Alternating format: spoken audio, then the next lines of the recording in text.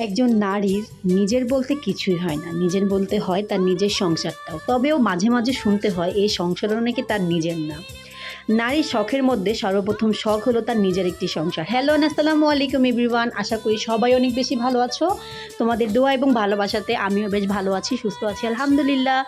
নতুন দিনের নতুন একটি ব্লগ ভিডিওতে তোমাদের সবাইকে ওয়েলকাম করছি। আশা করি আজকের ভিডিওটি তোমাদের ভালো লাগবে। আর হ্যাঁ, যদি ভালো লাগে অবশ্যই আমার পেজটাতে একটি ফলো দিয়ে আমার পাশেই থাকবে। কি আর বলবো, বাংলাদেশের উপর দিয়ে এত ঝড়ঝপটা এতদিন ধরে চলে গেছে, মানে এর মধ্যে ভিডিও করার মন মানসিকতা একদমই ছিল না। ভিডিও ঠিকই করেছি কিন্তু এডিট করতে একদমই মন চাচ্ছিল না। দেখো আমার ছোট্ট বারান্দাটা কি অবস্থা, একদম লন্ডভন্ড হয়ে গেছে। আমার গোলাপ গাছটা একদমই মরে গেছে, কারণ গোলাপ গাছে কিন্তু বেশি পানি পড়লে সেই গাছ কিন্তু টিকে না।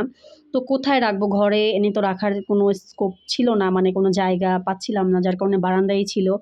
আর এর মধ্যেই গাছটা একদম মরে গেছে। তাহলে চিন্তা করো যে বাংলাদেশের উপরে কি একটা মানে সময় গিয়েছে, মানুষের ধান ফসলের কি অবস্থা। তো যাই হোক, এই জন্য আসলে মনটা বেশি একটা ভালো না। তারপরও হচ্ছে ভিডিও যেহেতু জমে গেছে, তারপর ভাবলাম যে না, এখন এডিট করতে হবে। তো তারপরে এই তো আমি একটু আম্মুর বাসায় যাচ্ছিলাম। এখানে দেখো আমার ছেলে হচ্ছে কি পরিমাণ কেয়ারিং আলহামদুলিল্লাহ। তো সে আমার ব্যাগটা টানতেছিল, বলতেছিল মাম্মা দাও, আমার কাছে দাও। তো এই জিনিসটা আমি একটু ভিডিও ক্যাপচার করে রেখেছি। ইনশাল্লাহ বড় হলে ও দেখতে পারবে।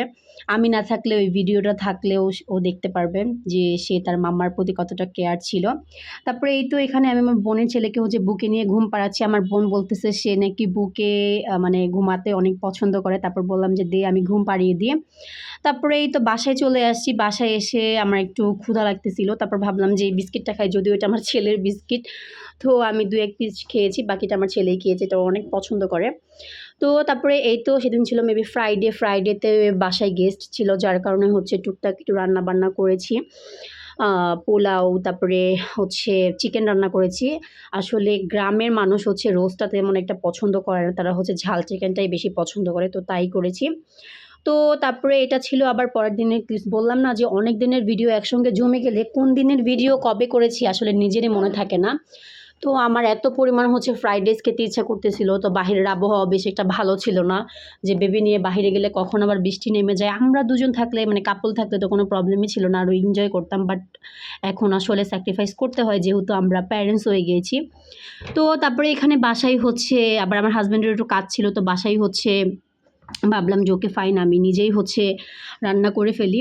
তো এখানে চাইনিজ খাবার যতগুলো আছে আমি সব টাইপের খাবারই এখানে রান্না করেছি, ভেজিটেবলস, তারপর হচ্ছে ফ্রাইড রাইস, তারপর হচ্ছে ঝাল করে চিকেন ফ্রাই করেছি, ক্যাপসিকাম দিয়ে এটা চিকেন কারি করেছি। মানে যত প্রকার চাইনিজ আইটেম আছে মানে ফ্রাইড রাইস দিয়ে খাওয়া যায় মোটামুটি সবই করেছি। আর সেদিনের চিকেন ফ্রাইটা এত পরিমাণ মজা হয়েছিল, কিন্তু একদম পরিমাণে একদম কম রান্না করেছি যেহেতু হচ্ছে চাল ছিল না, আর বাহিরে এত পরিমাণ বৃষ্টি ছিল যে বাহিরে গিয়ে যে পোলার চাল আনবো সেই সুযোগটাও ছিল না। তো ঘরের মধ্যেই টুকটাক যা ছিল সেটা দিয়েই হচ্ছে আমি রান্নাবান্না একদম কমপ্লিট করে ফেলছি। তারপরে হচ্ছে সেদিন রাত্রেবেলায় আমার এত পরিমাণ নুডলস খাওয়ার ক্রেভিংস হচ্ছিল, তো আমি বাসায় হচ্ছে ম্যাগি নুডলসটা হচ্ছে রান্না করে ফেলছি। তো এই ছিল আমার ছোটোখাটো video. Thanks for watching everyone, সবাই আমাদের জন্য দোয়া করবা।